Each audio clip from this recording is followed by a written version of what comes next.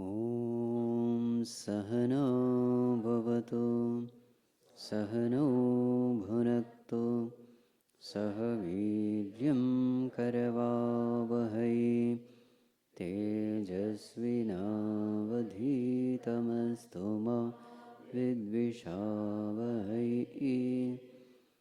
ॐ शान्ति शान्ति शान्तिः।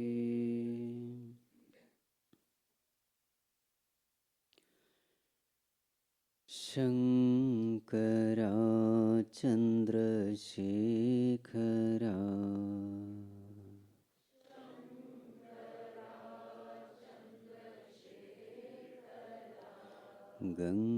गङ्गाधरा सुमनोहरा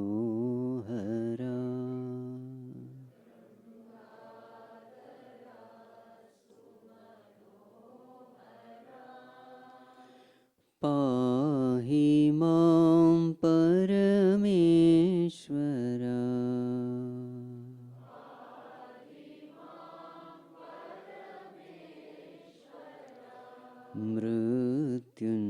मृत्युञ्जय विश्वेश्वरा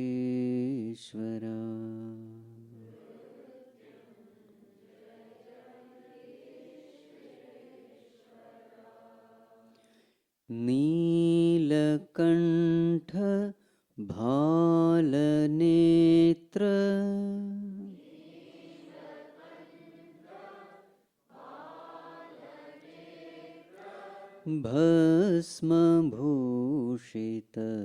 भस्मभूषितसुन्दरा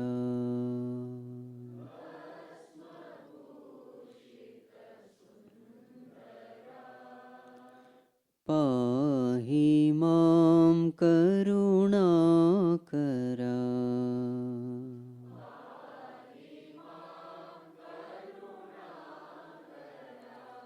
गिरिजेश ओंकारेश्वरा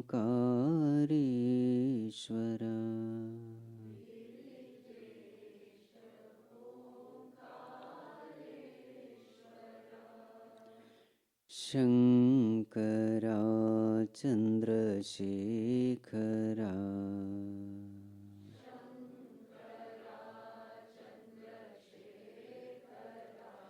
गङ्गाधरा सुमनोहरा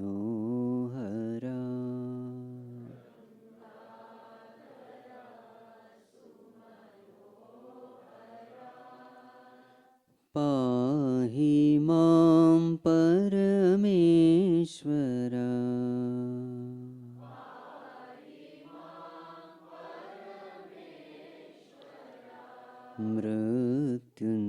मृत्युञ्जय विश्वेश्वरा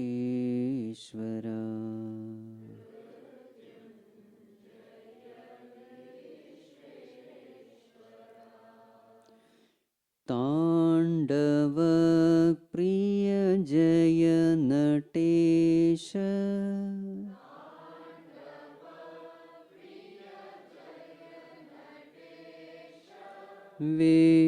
विश्वनाथ महेश्वरा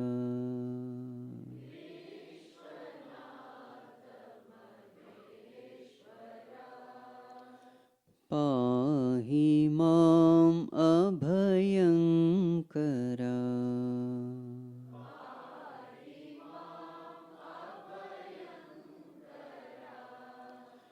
व्याघ्रचर्माम्बरधरा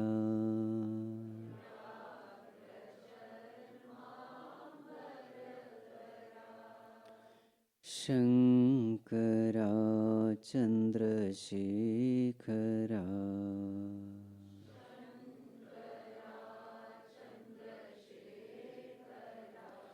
गङ्गाधरा सुमनोहरा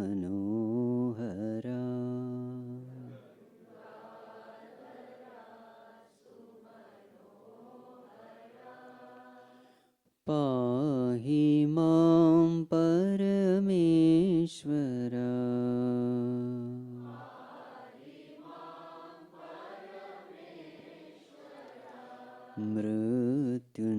मृत्युञ्जय विश्वेश्वरा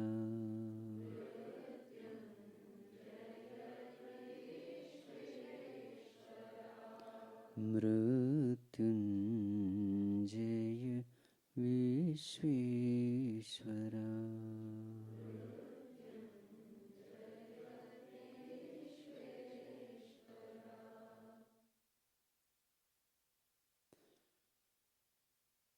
ॐ नमो नारायणाय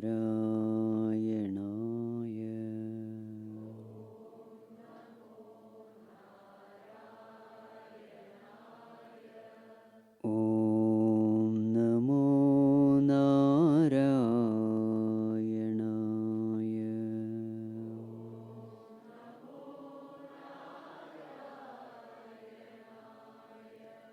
ॐ नमो नारायणाय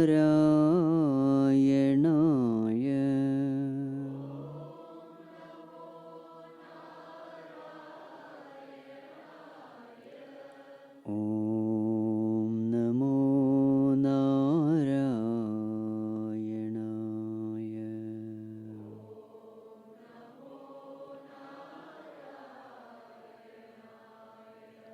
ॐ नमो नारायणाय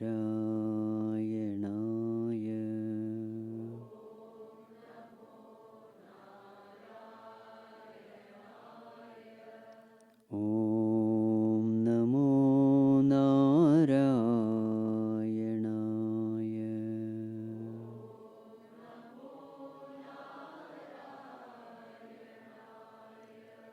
ॐ नमो नारायणाय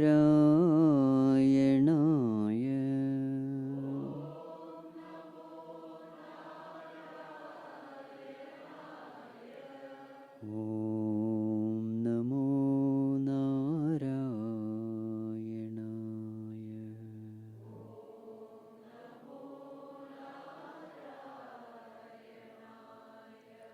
ॐ नमो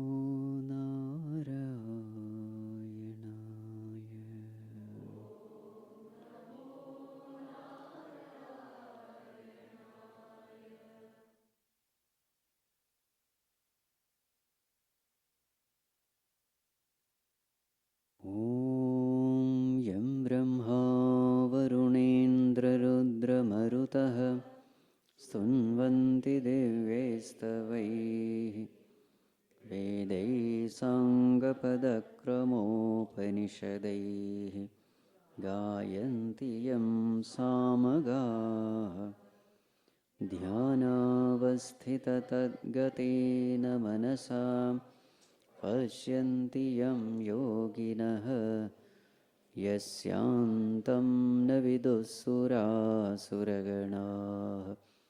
देवाय तस्मै नमः देवाय तस्मै नमः. Let us chant from verse number 14. अन्नाद्भवन्ति भूतानि पर्जन्यादन्नसम्भवः यज्ञाद्भवति पर्जन्यः यज्ञः कर्मसमुद्भवः कर्म ब्रह्मोद्भवं विद्धि ब्रह्माक्षरसमुद्भवं तस्मात् सर्वगतं ब्रह्म नित्यं यज्ञे प्रतिष्ठितम् एवं प्रवर्तितं चक्रं नानुवर्तयतीह यः अघायुरिन्द्रियारामः मोघं पार्थ स जीवति यस्त्वात्मरतिरेव स्यात् आत्मन्येव च सन्तुष्टः तस्य कार्यं न विद्यते नैव तस्य कृतेनार्थः न कृतेनेह कश्चन न चास्य सर्वभूतेषु कश्चिदर्थव्यपाश्रयः तस्मादसक्तः सततं कार्यं कर्म समाचर असक्तो ह्याचरन् कर्म परमाप्नोति पूरुषः कर्मणैव हि संसिद्धिं जनकादयः लोकसङ्ग्रहमेवापि सम्पश्यन् कर्तुमर्हसि यद्यदाचरते श्रेष्ठः तत्तदेवेतरो जनः स यत्प्रमाणं कुरुते लोकस्तदनुवर्तते न मे पार्थास्ति कर्तव्यं त्रिषु लोकेषु किञ्चन नानवाप्तमवाप्तव्यं वर्त एव च कर्मणि यदि ह्यहं न वर्तेयम् मम वर्त्मानुवर्तन्ते मनुष्याः पार्थ सर्वशः उत्सीदेयुरिमे लोकाः न कुर्यां कर्म चेदहं शङ्करस्य च कर्ता स्याम् उपहन्यामिमाः प्रजाः सक्ताः कर्मण्यविद्वांसः यथा कुर्वन्ति भारत कुर्याद्विद्वांस्तथा सक्तः चिकीर्षुर्लोकसङ्ग्रहं न बुद्धिभेदं जनयेत् अज्ञानं जोषयेत् सर्वकर्माणि विद्वान् युक्तः समाचरन्.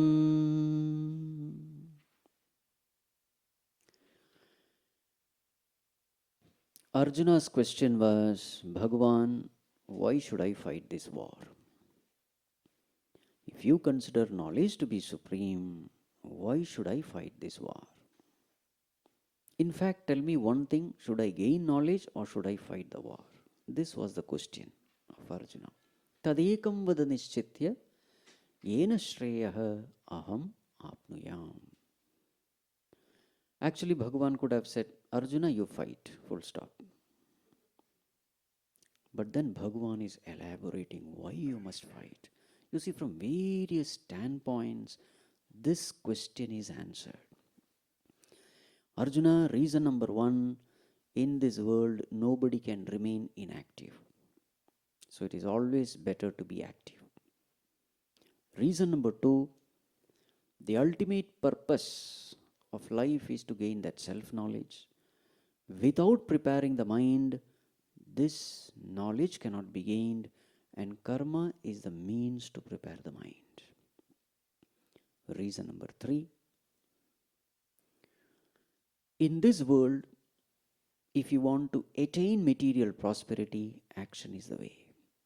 But suppose you don't do your duty, you only take from the society, you don't give back anything to the society, then you will be a sinner. Another reason, in this world, the whole cosmos is functioning because everyone is doing their part.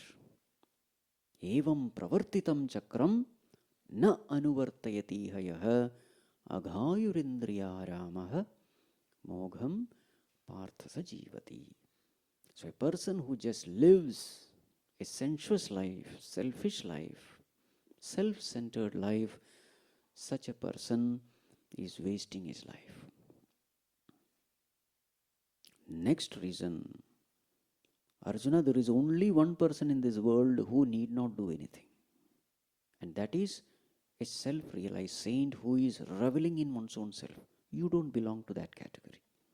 Therefore, you must fight. Again, Arjuna, this path has been trodden by very many people. Janakadaya. So therefore also, this path will lead you to the highest. Again, Arjuna, even if you were to be a realized saint, even then I will ask you to fight, because Loka Sangrahamevapi sampashyan kartum arhasi. For the welfare of the world, you have to do it, because you happen to be that rare chosen few who have millions of followings. The youngsters are looking up to you. So therefore, if you make a mistake there, sitting on top, there will be millions who will be making the same mistake. So therefore, you cannot afford to make a mistake being a popular figure in the society. Yadyat acharati shrestah tat tat eva itarah janah sayat pramanam kurute lokah tad anuvartate. Whatever the great people do, the famous people do, others will blindly imitate. So therefore, the leaders of the society have to be extremely careful. Remember, these are all the answers of that question asked by Arjuna. So from different standpoints, from different levels, Bhagavan is answering the question of Arjuna. See, this is how a teacher must be. It is not that I am telling it, you just do it, full stop. Don't question. No. You see how many ways that situation is analyzed and presented. That is why in the 18th chapter, Arjuna says, Nashto moha smritir labdha karishye vachanam tava. Bhagavan, now everything is clear to me. I will do whatever you say. This is how Bhagavad Gita concludes. So in this way, Bhagavan is giving convincing, logical, rational answers to the questions raised by Arjuna. So now, Bhagavan takes up another topic, the topic of how a leader should be in the society. So what is the topic? Na buddhi bedam janet ajnanam karmasanginam joshet sarvakarmani vidwan yukta samacharan. A leader in the society, the wise person in the society, must be very careful while dealing with people. He should not create confusion in their minds. So naturally a question may come, who is this wise person? What is the definition of wisdom according to spirituality? So that topic is briefly touched upon, verse number 27, 28 and 29. Prakriteh kriyamānāni gunaih karmāni sarvashah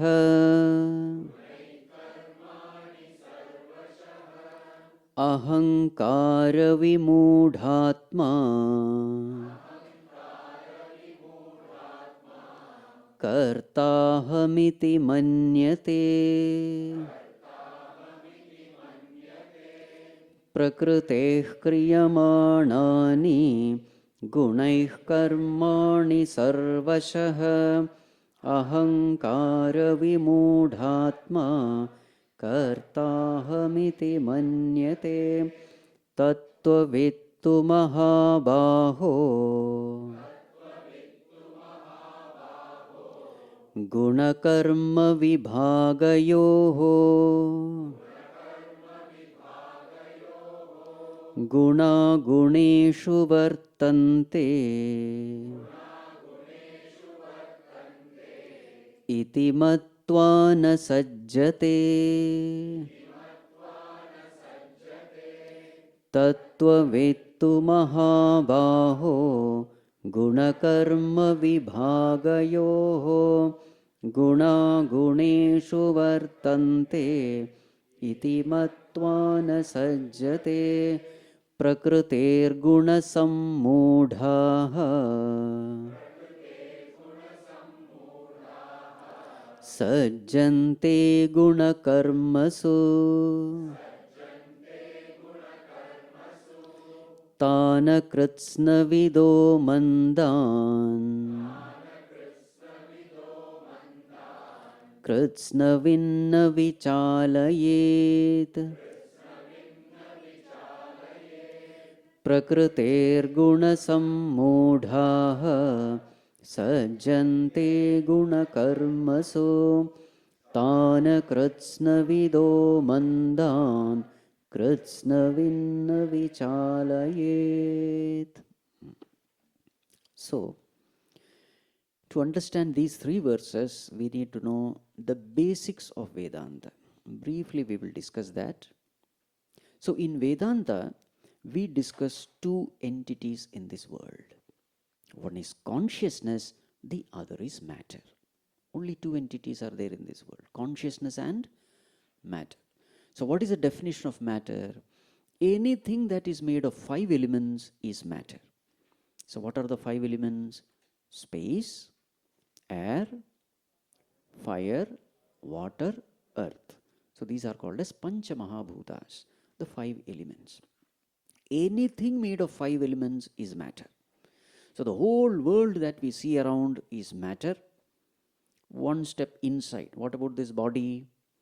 The body is nourished by food. Food is nothing but matter. So, therefore, physical body is also matter. One more step inside. Our mind, our thoughts, the mind and intellect. What about them? Is it consciousness or matter? It is also matter. Please understand. See, the consciousness term used in medical term is very different from Vedanta.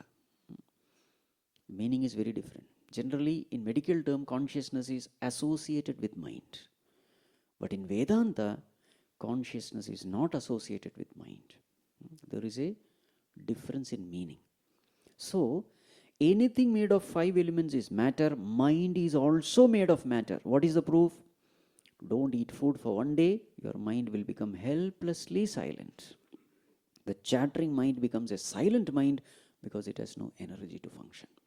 So, therefore, even this mind is also nothing but matter. Now, in this world, there is only one thing which is not matter, and that is consciousness. And who is that consciousness? Where is that consciousness? It is the I in us. I am. In its purest form, it is just consciousness. And what is the nature of consciousness? Sat, Chit, Anand. Infinite bliss, absolute existence, absolute knowledge is the nature of consciousness. It is this consciousness which we call as God. And where is that God? That God is the I in us, the awareness in us. So, who is a wise person? The wise person is a person who has known himself as he is. Meaning, he has known that he is pure consciousness. What is our condition? What is our condition? What is our understanding about ourselves? We think that we are this body. So, actually, I am consciousness, but identified with the body. I have become one with the body, and now I think I am this body. So, therefore, when the body grows, I think I am growing, and when the body dies, I think I am dying. So, this is what is called as ignorance or ajnanam. And the nature of consciousness is it doesn't do anything, it is just a witness. It is just present. In its presence, everything is happening. Body is functioning, mind is functioning, everything is happening. So, therefore, a person who has completely identified with consciousness, what will be his experience? His experience is, I don't do anything. In my presence, things are happening. This is the highest state of wisdom. And what is the symptom of ignorance? I did it. I did it is a symptom of. So, whatever the body does, I feel I am doing it. Whatever the mind does, I say, I thought it. It is my idea. I implemented it. So, this, according to Bhagavad Gita, according to all scriptures, is the symptom of ignorance. Just like we have symptom for fever as temperature, in the same way, the symptom of ignorance is a very strong sense of individuality, which we call it as ego. So, ego is directly proportional to ignorance in us. So, this is what is being said here. Now, let us see the meaning. Verse number 27. Prakrutehe kriyamanani gunai karmani sarvashah. Sarvashah karmani gunehi prakrutehe gunehi kriyamanani. All actions are done by the gunas of Prakriti. Gunas of Prakriti means the products of Prakriti. Prakriti here means 5 elements. Everything in this world is done by these 5 elements. What does this ignorant person say? Ahankara vimudhatma. Vimudhatma means completely deluded. Deluded by what? Ahankara. What is ahankara? Identifying with the body. Actually, this ignorant person is also consciousness only, but he doesn't know himself. He thinks he is the body. So therefore, all that action that is done by the body, what does he say? Karta aham iti manyate. I did it, I am doing it. He is very clear about it. On the other hand, tattvit, the knower of the truth, e mahabaho, guna karma vibhagayoho. Regarding guna and karma, what is his understanding? Guna guneshu vartante iti mattvana satyate. His understanding is very clear. The products of Prakriti is interacting with the products of Prakriti. Gunas are interacting with the gunas. Iti mattva na satyate. He is not at all attached. Gunas are interacting with gunas means what? The physical body is interacting with the sense objects of the world. The mind is interacting with the sense objects of the world. This is also Prakriti, that is also Prakriti. So Prakriti is interacting with Prakriti. And what are you doing? I'm just watching. I'm just a witness. In my awareness, things are happening. So this is his firm understanding. This is the highest state which we had discussed earlier as Naishkarmya, actionless, the state of actionlessness. So state of actionlessness is not doing anything. State of actionless is that state where you are fully identified with the non-doer consciousness and you are just observing actions happening at the body level, mind level and intellect level. You are just an observer. Exactly like in the film theater, you are just an observer of the movie. But what happens when you identify with the movie character? If that character, the hero, is crying, you also cry. If he is happy, you are also happy. If he is anxious, you are also anxious. Remember, you have nothing to do with that character. But then when identification happens, you become one with that character. You forget yourself. And then whatever happens in the movie starts happening to us also. This is exactly what is happening in the real world also. In fact, you are pure consciousness which has nothing to do with the body, mind, intellect. But because of this identification, now whatever is happening to the body, mind, intellect, I feel as though it is happening to me. There is a test to know whether you are ignorant person or a wise person. What is the test? See that. Prakriter guna sammudhaha sajjante guna karmasu. Sammudhaha, totally deluded by the gunas of Prakriti. These people get attached to the guna and karma, meaning completely attached to body, mind, intellect, etc. and their actions. What is the symptom that I am attached to my body? When somebody praises me, I am happy. This is the symptom. When somebody praises you, do you become happy? The praise can be at the body level. Praise can be related to your abilities and talents. You have done something and somebody says, oh, what a work you have done. Great man. I feel nice. That feeling nice is indeed something to be felt bad for. Because there is nothing to be happy, there is everything to be sad. Because what does it mean? It means that there is a sense of oneness. Somebody praises my ability and talent and I feel happy. What does it mean? I feel that mind is me, that intellect is me, that body is me. So it is a sign, it's a symptom of ignorance. You know, when sometimes this boils come, it is very nice to scratch. You're not scratching, you're just touching. Very nice. Or sometimes when the itching sensation comes, these are all the examples given in Bhagavata Purana. When itching comes, you love to scratch. There is a joy of scratching, isn't it? Actually, it is not something to be happy. It is a disease there. You have to heal it. In the same way, all these joys, the egoistic joys, they are all the symptom of ignorance.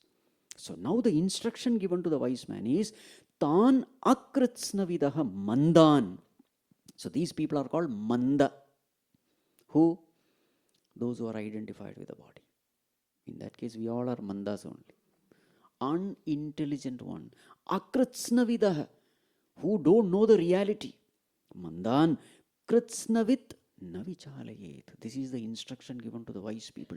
Don't disturb their understanding. Meaning what? In the society when we work, you should know that people are ignorant. And what is the nature of ignorance? They are egoistic.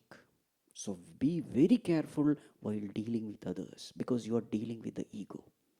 You have to be very careful.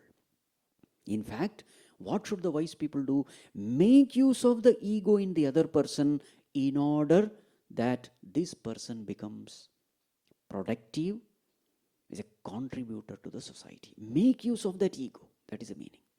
How to make use of the ego?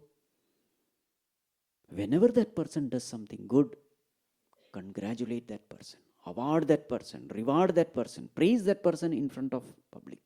That person will feel very nice. So that person will again and again do more and more good things like charity, etc. This is the meaning. Don't go and tell him, see, just now I am coming from Bhagavad Gita class. You are not the doer. You are only a witness. Why should I congratulate you? You never did anything. All Prakriti did. Don't do all these kind of things. In the society when you are living, make use of the weakness of that other person so that he also evolves and the society is also benefited. This is the way a leader in the society must behave, must handle people around. This is the wise guidance given to the leaders. So when you are dealing with people, always keep this in mind. There is this ego, which is an expression of ignorance. Make use of that ego. Not to hurt that person, but make use of the ego in such a way that this person becomes a positive contributor to the society. So this is the guidance given. Now, Bhagavan summarizes the entire teaching of Karma Yoga in verse number 30. So verse number 30 is actually the essence of verse number 9. Let us chant that. Mai sarvani karmani sanyasyaadhyatma cetasa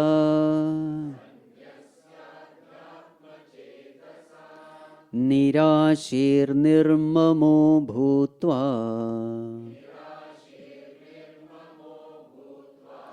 yudhyasva vigatajvaraha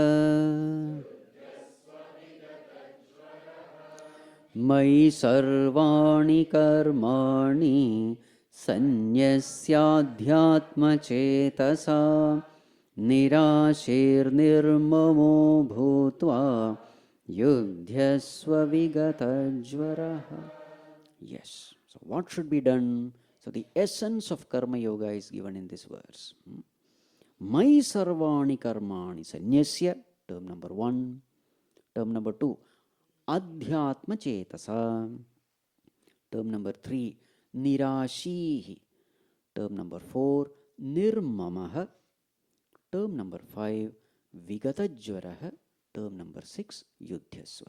6 terms are used to summarize the teachings of Karma Yoga. So, a Karma Yogi, what he must do? Number 1, adhyatma cetasa. The mind should be fixed upon adhyatma. Meaning what? He is very clear why he is there in this world, why he is performing action in the world. He is very clear. What is the purpose of doing action? Not to get something from the world. No. The purpose of action is only one, chitta Chittasya shuddhaye karma natu vastu upalabdhaye. Bhagavan Shankaracharya says in Viveka Chudamani. What is the purpose of action? Chittasya shuddhi is the purpose of action. Because I am already infinite. I am already immortal. I am already perfect. Perfection I need not gain from the world. I have to just be aware that that truth, that infinity, I am already am. Now, what is the only entity which is obstructing me from knowing this truth? My own mind. Mana eva manushyanam karanam bandhamokshayoho, Upanishad says. Mind alone is the cause of bondage. Mind alone is the cause of liberation. So this Karma Yogi is very clear. I am working in this world not to get anything from the world. I am working in this world, performing my duty only for one thing. This obstruction should be eliminated. This impure mind should be purified. So this is called as Adhyatma Chetasa. Or, put in another words, performing action to please God, as we had discussed earlier. Adhyatma Chetasa. So what does he do? Mai sarvani karmani sanyasya. Offering all actions as a worship unto me. Now here Bhagavan makes it very clear, actions have to be performed for me. Now who is this me here? Please understand, whenever Krishna says I, we have to understand he is the consciousness in us. Not some Devaki Nandana Krishna, Yashoda Nandana Krishna and all that. No. Son of Vasudeva. No. When Bhagavan says I, me, etc., we have to understand that Bhagavan is right there, here and now with us. As what? As a very consciousness. He is never away from us. Right here, he is there.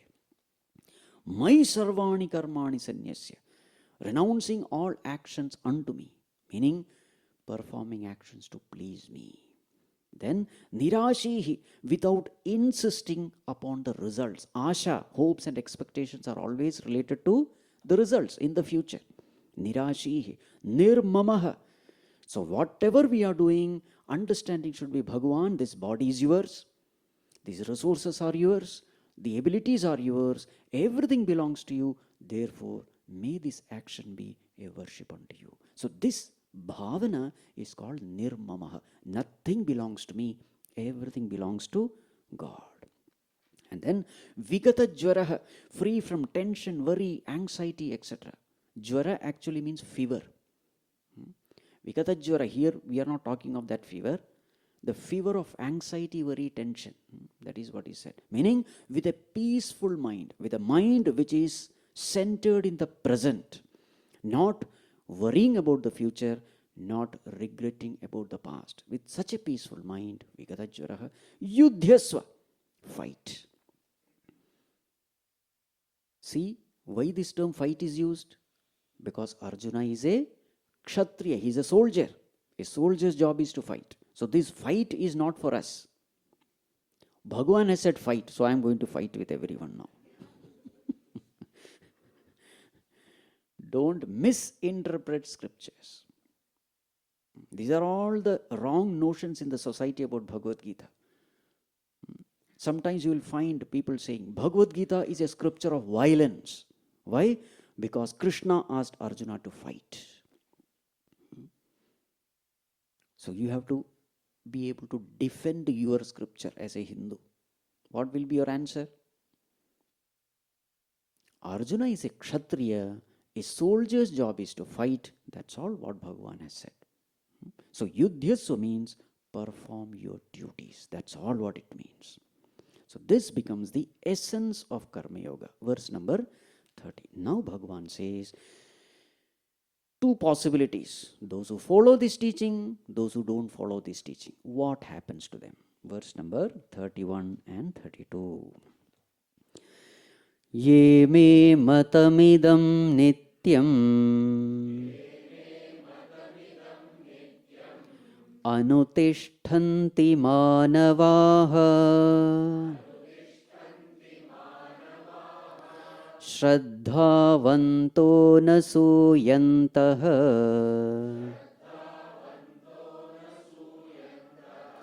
muchyante tepi karmabhihi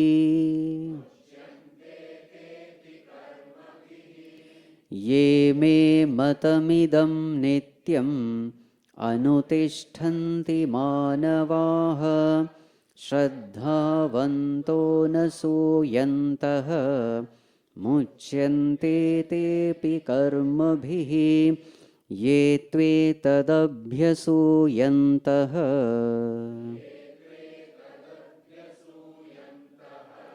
नानुतिष्ठन्ति मे मतम् सर्वज्ञानविमूढांस्तान् विद्धि नष्टान चेतसः ये त्वेतदभ्यसूयन्तः नानुतिष्ठन्ति मे मतम् सर्वज्ञानविमूढांस्तान् विद्धि नष्टान चेतसः. Yes. What happens when we follow this teaching of Bhagavan? That is verse number 31. What happens if we ignore this teaching? That is 32. So what happens when we follow? Ye me matamidam nityam anutishtanti. Ye manavaha. Those human beings who daily practice it. How? Shraddhavantaha. With full faith. Anasuyantaha. Not finding fault with this teaching. With all faith, those who practice this, what happens to them? Muchyante tepi karmabhihi. They become completely liberated from all actions. Meaning, they become free from the birth-death cycle. They become liberated. They become one with God. They attain to their own self. This is what happens to those who practice this. What about the others? Yetu etad abhyasuyantaha. Those people who find fault with this teaching, na anutishtanti me matam. So naturally a person who finds faults with this teaching will not practice this teaching. What happens to them? Sarvajnana vimudhanstan viddhi nashtan achetasaha. Such people are achetasaha, unintelligent. What happens to them? They become completely deluded with respect to all knowledge. Sarvajnana. They will live in this world completely deluded with regard to everything. With regard to everything means with regard to what thing? So there are only three things in this world. Number one, Jiva. Number two, Jagat. Number three, Ishvara. He will be confused regarding everything. What is the confusion regarding myself? That person will be firmly convinced that I am the body. This is the conviction. This is called as delusion. Number one, with respect to oneself. Number two, with respect to the world. What is that delusion? The world is absolutely real and I am in the world. This is the delusion. World is very much real and I am in this world. Remember, these are all delusions. What is the reality? World is an illusion and this world is a projection of the mind. It is actually in me. The truth is, world is in me. World is in my mind. World is just a projection of my mind. Without my mind, there is no world. This is the truth. But then what is the delusion which we have now? This world is absolutely real and I am in this world. Sometime I was born, sometime I will die. These are all delusions. So delusion with respect to the world. Then delusion with respect to God. What is the delusion? Either this person may say, I don't believe in God. There is no God. If there is God, show me God, prove me God. And where is that God? I am God.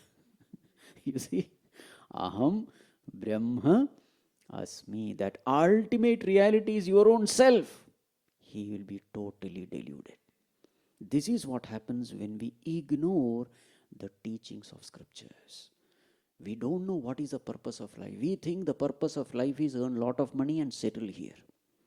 Fool, you can never settle here because this world is constantly perishing. Your body is perishing, your world is perishing. How can you permanently settle in an impermanent body, in an impermanent world? Is it possible? No. So these are all our delusions, you see. We think that this is the purpose of life. Settle here. Children, grandchildren, great-grandchildren. Sarvajnana vimudhan stan. I don't know what is the purpose of life. Why am I living? Why am I performing action? I am completely deluded. Bhagavan says this is what happens to those people who ignore this knowledge. So two paths. Choice is given to us. Whether to follow this path and attain the highest, or ignore this path and suffer for the rest of your life. Two paths are given. Now Bhagavan says, gaining this knowledge is not reading some books. Many times we have this notion also. You read some scriptures, listen to some talks, and matter is over. So that topic is taken up, a very serious topic, in verse number 33 and 34. Sadrusham cheshtate swasyaha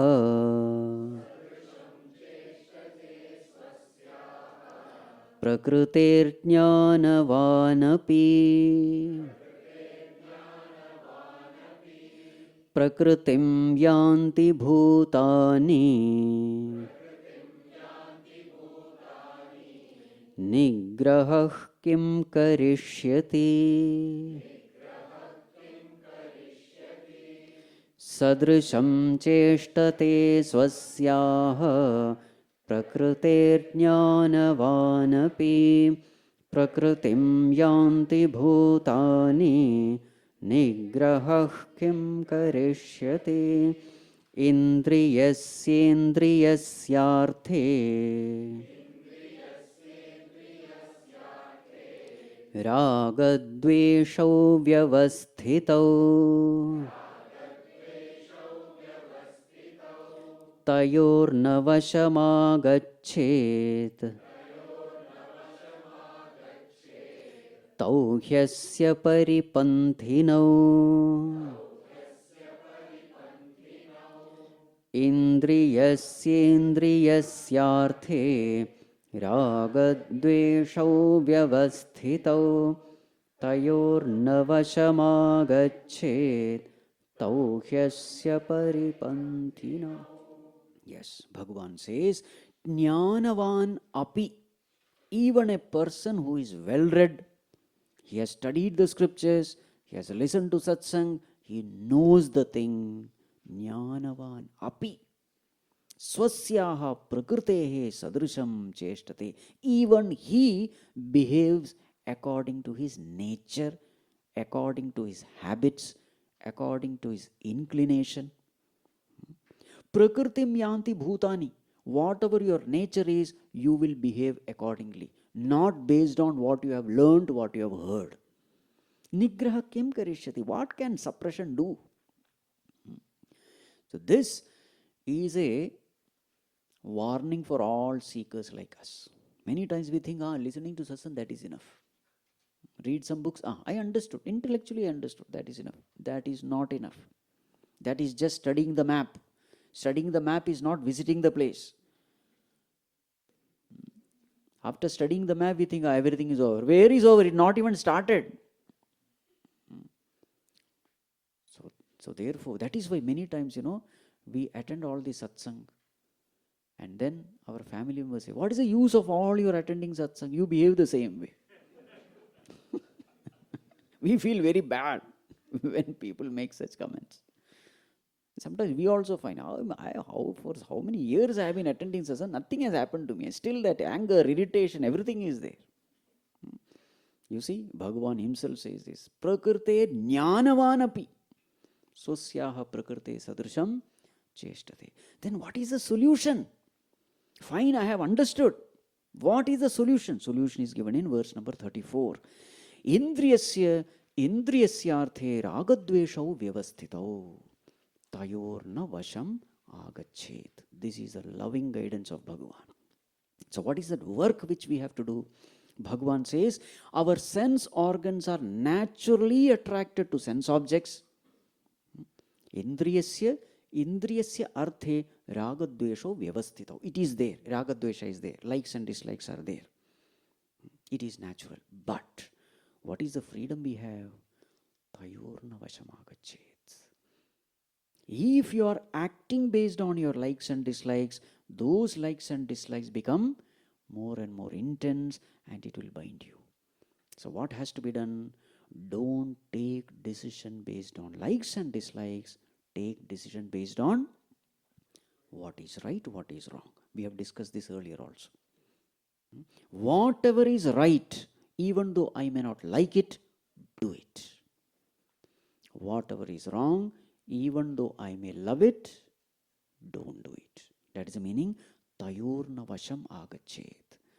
May not your decision making be colored by your likes and dislikes. This is the effort which we have to put. Definitely there will be struggle. In this struggle, knowledge is gained. Information is not knowledge. Transformation is not knowledge. And how does that transformation happen? By fighting against your likes and dislikes. By fighting against your addictions. This is the way. In that struggle, you become strong. Everywhere it is true. Physically, you want to build muscles. What do? You lift some heavy dumbbells, etc. Isn't it? What are you doing? You are fighting against gravity. And that's how the muscle becomes strong. So everywhere a fight is unavoidable. A struggle is unavoidable. Here, in spiritual path, the struggle is the struggle against one's own likes and dislikes. Tayorna vashamagachet tauhyasya paripanthino. Always keep this in mind. Your likes and dislikes, they are the highway robbers. Paripanthino means what? Highway robbers. You are going somewhere, journey. Your journey is from ignorance to knowledge. Your journey is from mortality to immortality. Your journey is from darkness to light. Your journey is from finitude to infinity. This is the journey. And as you are taking this journey, some robbers come and loot everything from you. Who are these robbers? Highway robbers are Raga and Dvesha. Beware. This is what you have to do. Merely listening to satsang will not do. You have to work on yourself. Only then this knowledge will be transformed into wisdom. Otherwise, it will just remain as a book learning. You will become professional satsangis. Some people, their profession is to attend all satsang. When they don't have anywhere to go, attend satsang. Time pass. It's like eating peanuts, That will not do. You have to work on yourself. Only then your personality will shine. It will transform. Bhagavan, how to win over our likes and dislikes, this Ragadvesha? You are right. How to win over? Bhagavan says the best thing is strictly perform your duty. That is the next verse. Verse number 35. Shreyan swadharmo vigunaha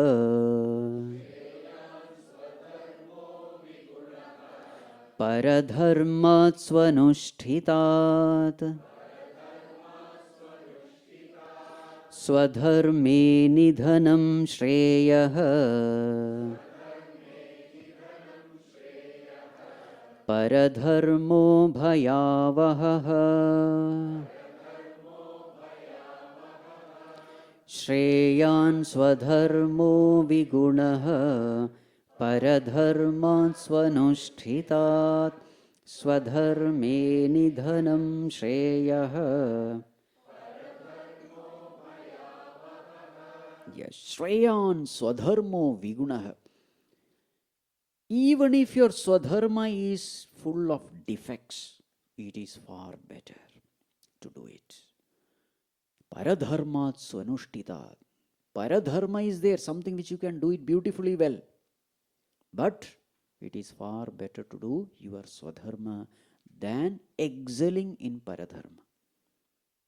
Swadharme nidhanam shreyah. It is better to die doing your swadharma. Paradharmo bhayavaha. This paradharma is filled with danger. So, now this topic comes as, what is my swadharma? what is my duty? How do I know what is my duty? Especially the youngsters get confused regarding this. What is my duty? What should I study? Because there are so many subjects, so many fields. How will I know what is my Swadharma? What branch of study should I choose? So, the answer is this.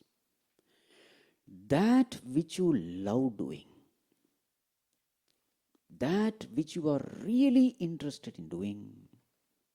Suppose there is some profession where you don't care about the pay scale. You don't care about whether people are appreciating you or not. You just love doing it. If there is something in your life like that, know for sure that is your Swadharma. Many times we choose profession because our friends have chosen it, or because there is a great demand in the market, job opportunity. That should never be the criterion in choosing your profession. The question is, am I enjoying what I am doing? Swamiji, will it not intensify my raga dvesha?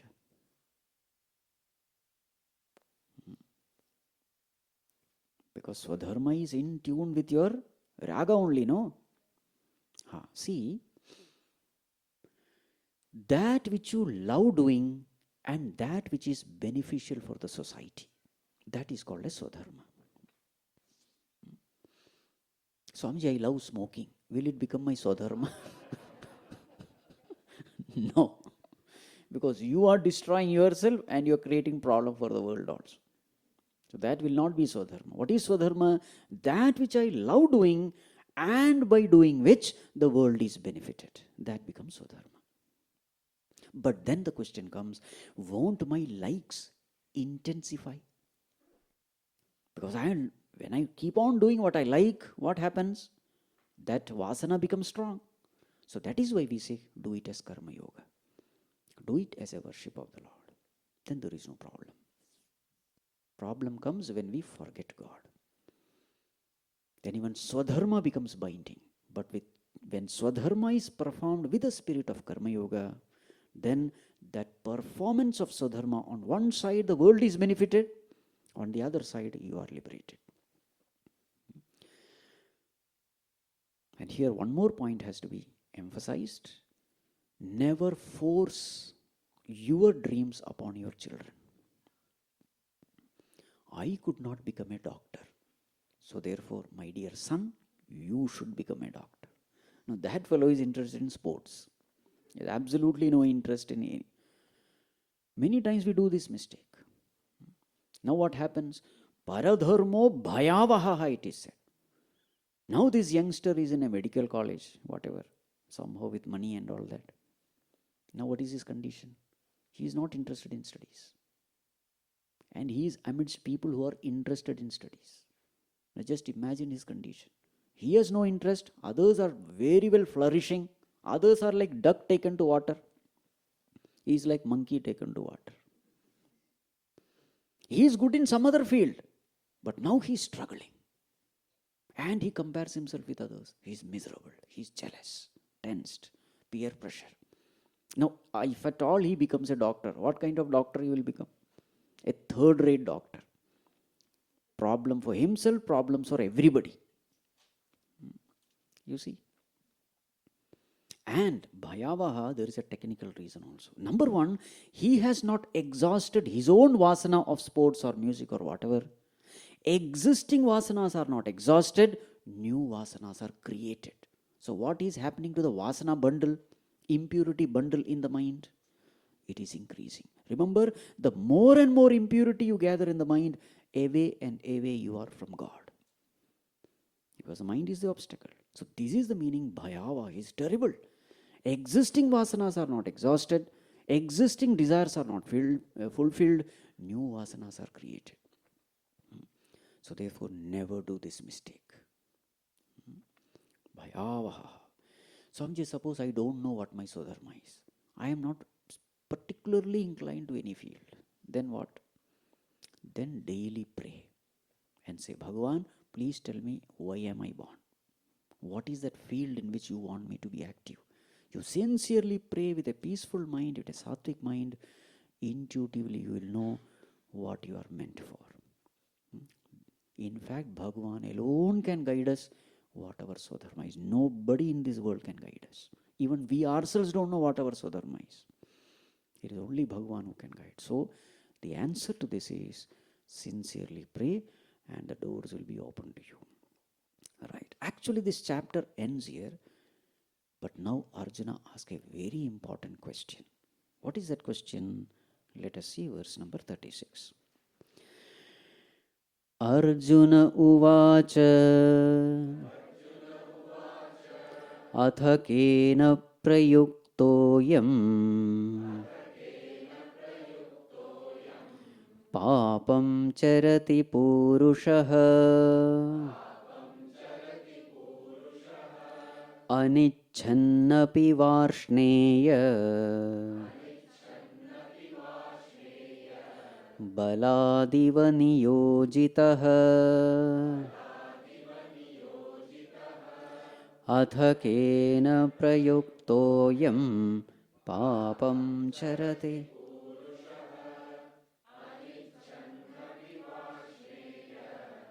baladiva.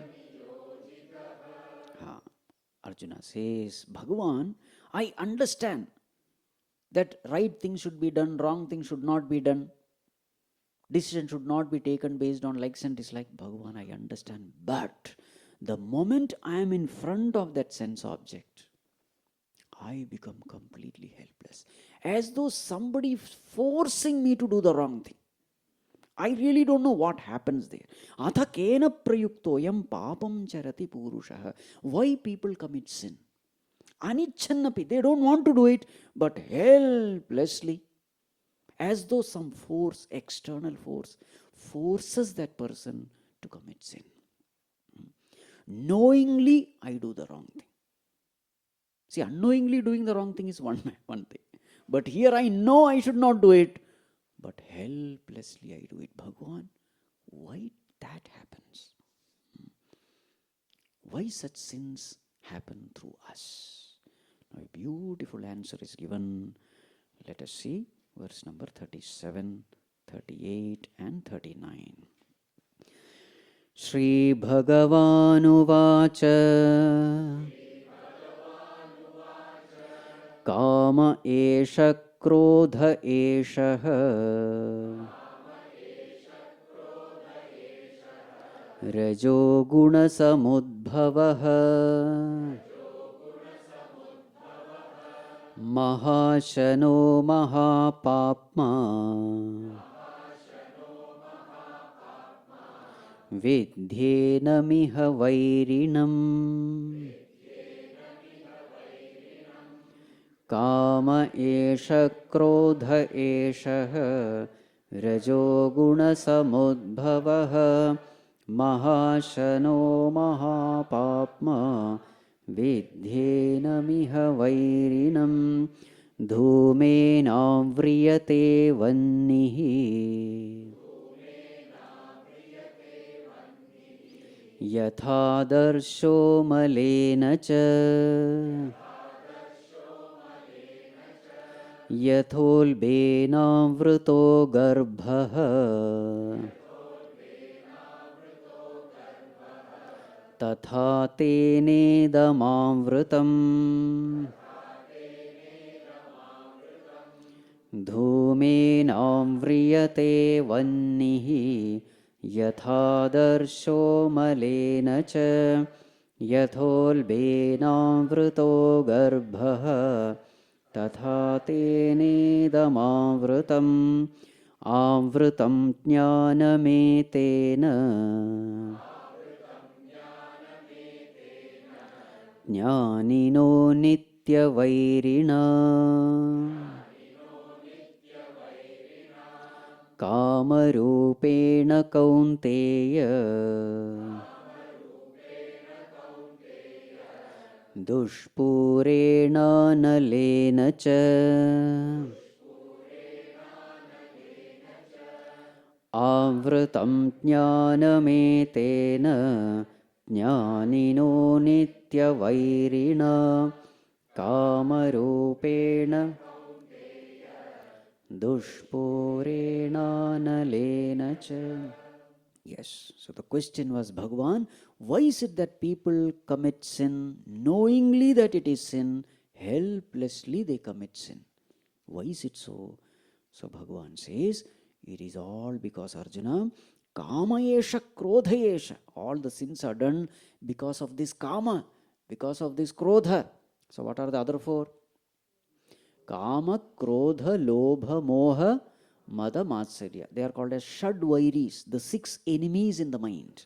Kama, lust or desire. Krodha, anger. Lobha, greed. Moha, infatuation.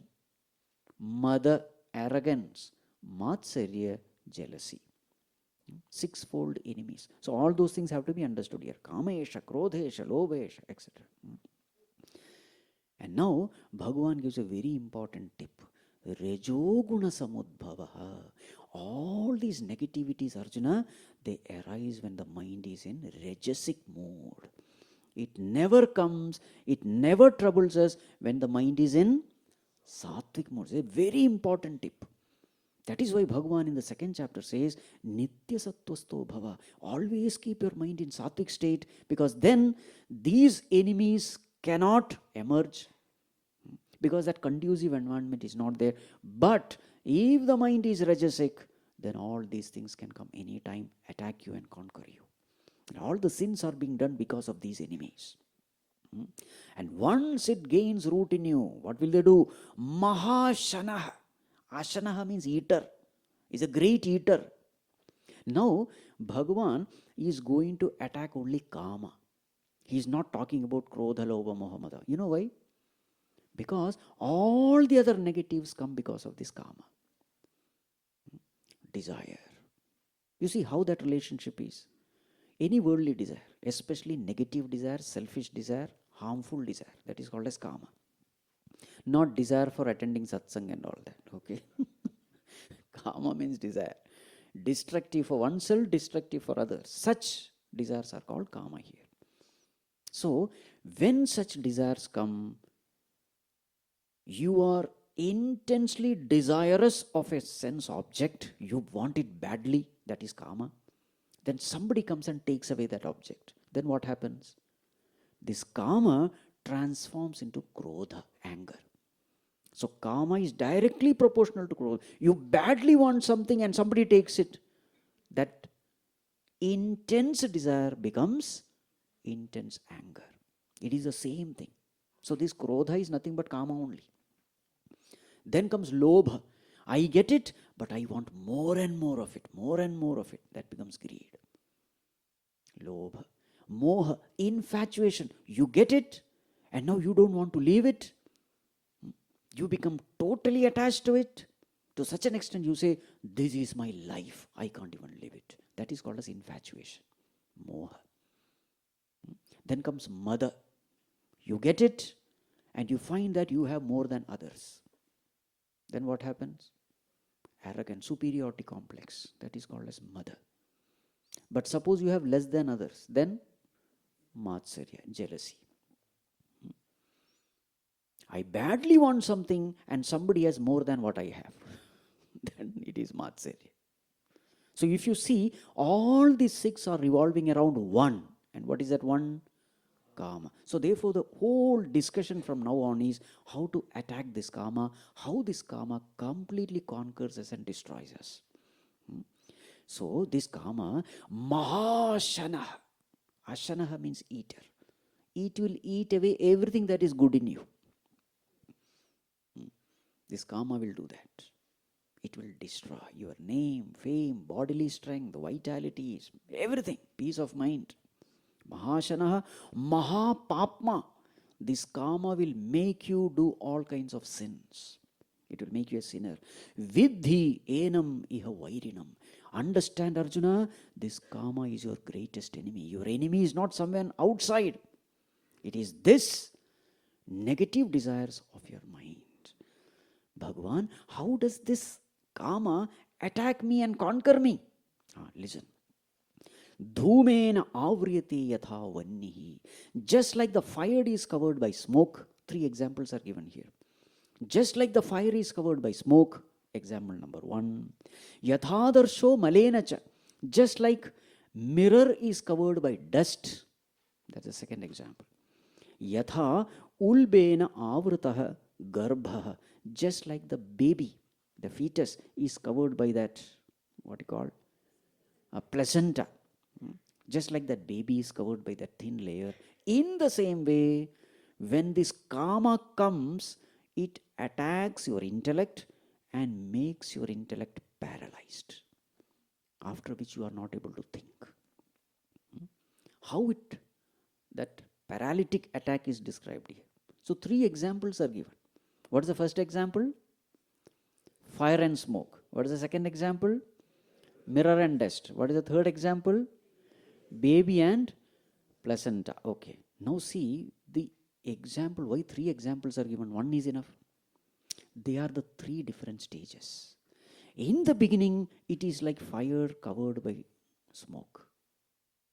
Now, smoke, what is smoke here? Kama.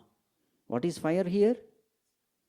My understanding, my intelligence, ability to think, discriminative ability. Now see, if you see the smoke, you just give a puff, smoke is gone.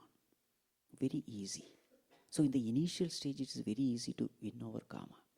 Next stage, mere puff will not do. Mirror and dust, what you have to do? Take a cloth and wipe it. More effort is needed. What about the third one? Any effort will not do. You commit that blunder, the mistake, and finally, as they say, act in haste, repent in leisure. You have to wait for 9 months. And in that also, if you see that baby is upside down, if you see inside the tummy, baby is upside down, means what? At that time, you will think the wrong thing is absolutely right. In that heat of the moment, when Kama has completely possessed you, you will feel that this thing is the right thing to do. That is the meaning, baby upside down. See, when the smoke and fire, at least you can see some fire. But in this pregnant lady's case, you can't even see the baby. Completely covered. That is the third stage. First stage, intermediary stage, final stage. This is how that Kama completely takes us over. In the initial stage, it is very easy to conquer, but slowly when it possesses us, we are helpless. And this is where meditation becomes a great blessing. People who regularly meditate, as it comes, you are able to detect it. And therefore, you are able to nip it in the bud. A stitch in time saves 9 years. Right time you have to put stitch. For that you have to detect that something is happening there. Many times what happens, this Kama is there, I am not able to understand because these thoughts are multiplying. I am not even aware that these thoughts are there in the mind. And then it gains momentum. Finally it expresses as words and deeds. So people who regularly meditate, who are regularly doing their sadhana, at a very early stage they are able to detect. And earlier the detection, easier the correction. This is a law in meditation. Earlier you detect one thought, two thought, you immediately catch it before it gains momentum. And then you are able to replace that negative thought with the positive thought. This is how you escape from all calamities. So people who regularly meditate, they save themselves from so many dangers of the world. People who don't meditate, all these negativities, they gain momentum. This person is not even aware. And finally, these negative thoughts become gross action in the world and then gross negative reactions from the world. He is put behind bars and all that. This is one reason why 3 examples are given. Another reason why 3 examples are given is, the first one is a sattvic mind, the second one is a rajasic mind, the third one is a tamasic mind. So therefore, if you always keep your mind sattvic, through prayer, through meditation, through reflection, if you keep all your mind always peaceful, you will be free from all these dangers. So these are all the benefits of regular meditation, regular spiritual practices. Right. So, tatha tena idam avrutam. Arjuna, it's very dangerous. Avrutam jnanametena jnanino nitya vairina. This kama directly attacks your intellect. And now the intellect stops functioning. Remember, all your wisdom is in intellect. Whatever you have studied, whatever you have known, everything is in the intellect. What does this kama do? It jams the intellect. Now, this man becomes a two-legged animal. Now, what is the difference between human being and animal? The ability to think, discriminate, that wisdom, that is gone. Now, what does he become? A two-legged animal. So, therefore, jnanino nitya vairina is the eternal enemy. The greatest enemy for a jnani is this kama. And the worst part about this kama is kama rupena kaunteya dushpurena analena cha. These desires are such that how much ever you fulfill these desires, you will never feel satiated. Dushpurena analena, like fire. You put this fuel into the fire thinking that fire will say enough. Fire will never say enough. It will keep on asking more. These desires are also like that. You go on fulfilling it, mind will ask for more and more, more and more, more and more. It is never satiated. You see, this is the beauty of Sanskrit. The name of fire in Sanskrit is Anala. Anala. Alam na vidyate yasya saha anala. That which never says alam. Alam means enough. That which never says enough is fire. You see how the words are formed. Dushpurena analena cha. Bhagavan, how to conquer? Now I have understood. Kama is my enemy. How to conquer it? Listen, Arjuna. 40 and 41. Indriyani mano buddhihi asyadhisthanamuchyate एतैर्विमोहयत्येषः ज्ञानमावृत्य देहिनम् इन्द्रियाणि मनोबुद्धिः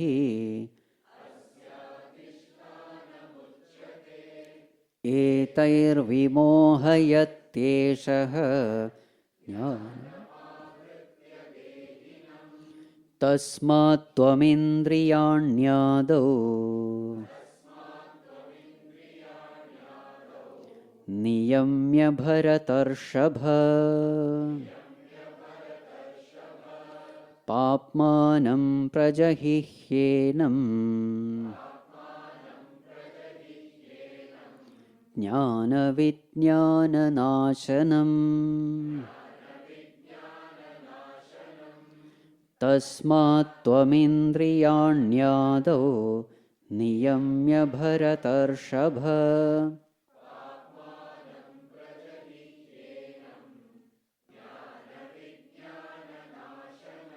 Yes, Arjuna, this kama resides in three places.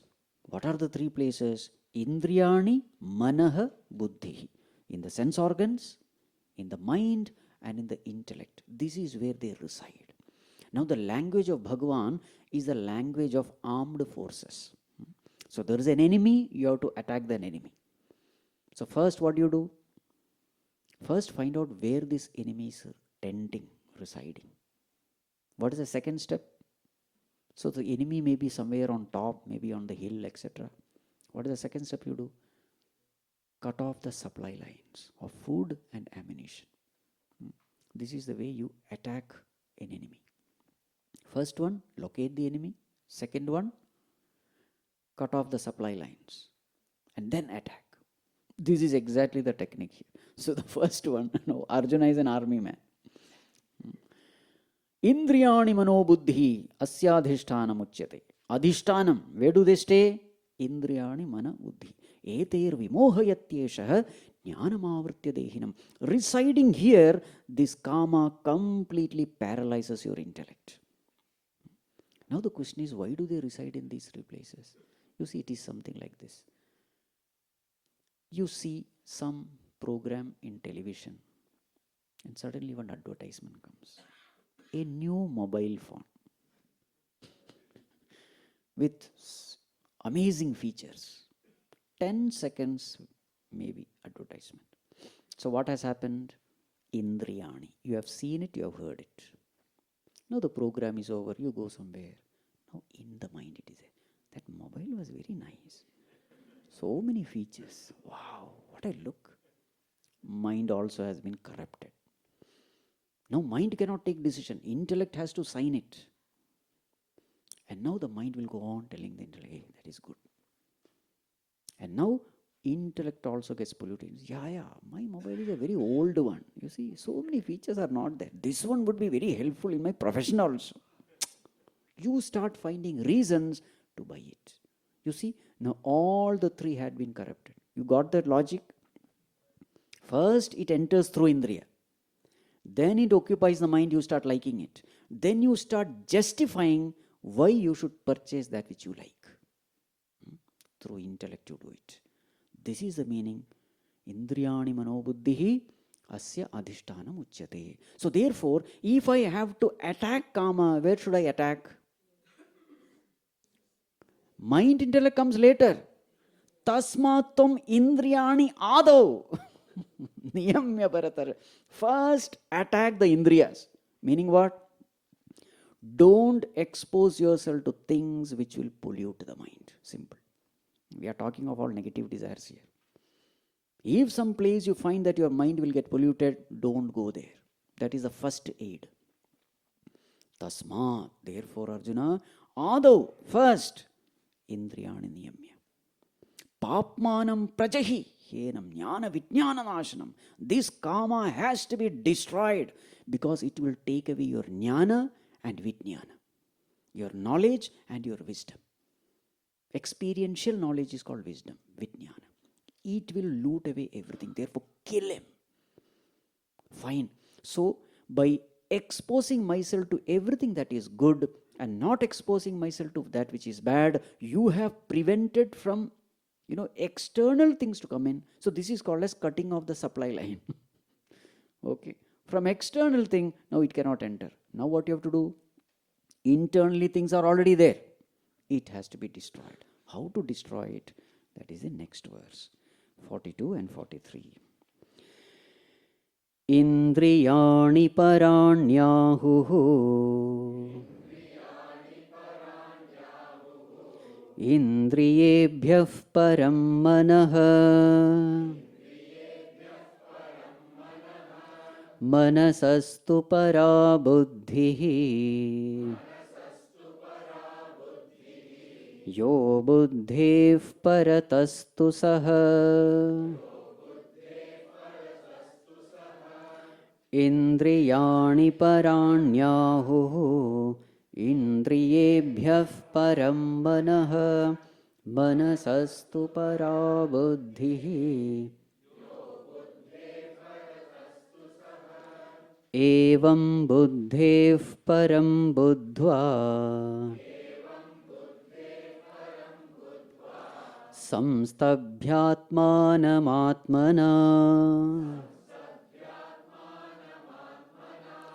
jahi shatrum mahabaho kamarupam durasadam evam buddhiv param buddhva samstabhyatmanamatmana jahi shatrum mahabaho. Yes. Now, Bhagavan is giving a very important information here. In our personality, what are the gradations? Indriyani parani. Compared to the sense objects, sense organs are higher. Indriyebhyah param manah. Compared to the sense organs, mind is higher. Manasastu para buddhi. Compared to the mind, intellect is higher. Yo buddhehe paratah tu saha. Higher than intellect, there is another entity, and that is he. Evam buddhe param buddhva samstabhya atmanam atmana. In this way, knowing that there is another entity which is higher than the intellect, may you conquer your lower self with your higher self. This is the way to kill this enemy. Now, what does it mean? You see, the first thing you have to do is never expose yourself to places, things, people, etc., who will pollute your mind with desires. But sometimes that is not possible. You land up in such places unknowingly. Then what? Indriyani parani. So then, better don't expose your sense organs to such things. But suppose your sense organs are exposed. You have seen something which you are not supposed to see. Then what to do? What is the next one? Sense or mind. See to it that you are not liking it. See to it that the mind is not affected by it. But suppose the mind is also affected. Then what to do? Hopeless case? Not yet. Yo buddhe paratastu. No, not that. Manasastu para buddhi. Now your mind is agitated because of those wrong desires. At that time use the intellect. No, this will only take me to hell. I have to be careful. At least let the intellect educate the mind and save the mind. But suppose that also is not possible. Then what to do? Hopeless case? Not yet. Then here Bhagavan says, hold on to me. When you find that you are completely helpless because of this desire, Yo buddhe paratastu saha. Hold on to me. Saha means what? Bhagavan is saying, it is me. In this way, holding on to that omniscient, omnipotent Lord, holding on to that means what? Surrender. Sharanagati. The entire message of Bhagavad Gita, again and again in every chapter, what comes is surrender unto me. Devi hesha gunamai mama maya duratyaya mameva ye prapadyante maya metam tarantite.